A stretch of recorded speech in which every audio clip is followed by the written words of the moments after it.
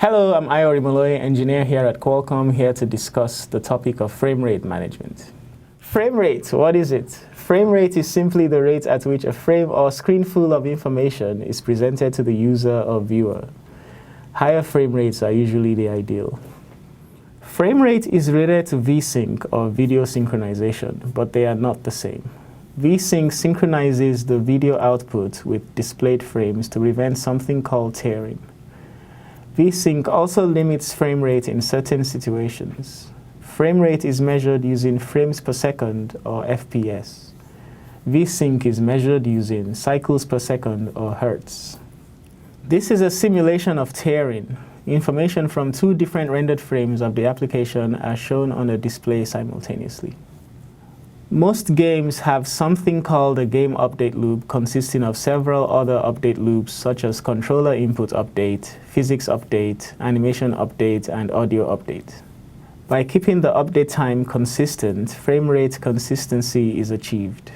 However, it is not necessary to update some of these components at the same time. For example, updating the controller at a high frequency makes the game feel more responsive. Physics can be updated at a lower frequency, and animation can also be updated at a different frequency.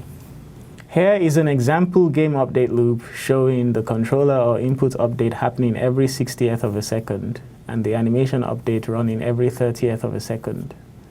So in this example, the characters will animate once for every 2 controller inputs.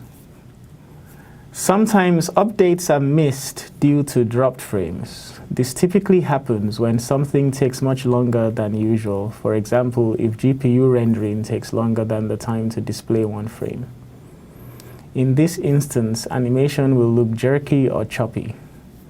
So the proper way to handle this problem is to skip frames of animation based on elapsed time between the current update and the previous update. Frame rate can be intentionally limited by an application to improve its power consumption.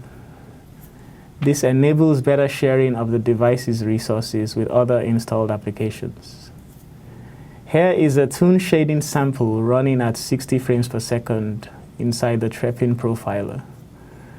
I am viewing the CPU and GPU frequencies, and you can see that on this device, the GPU frequency is higher than 300 MHz, meaning more power consumption.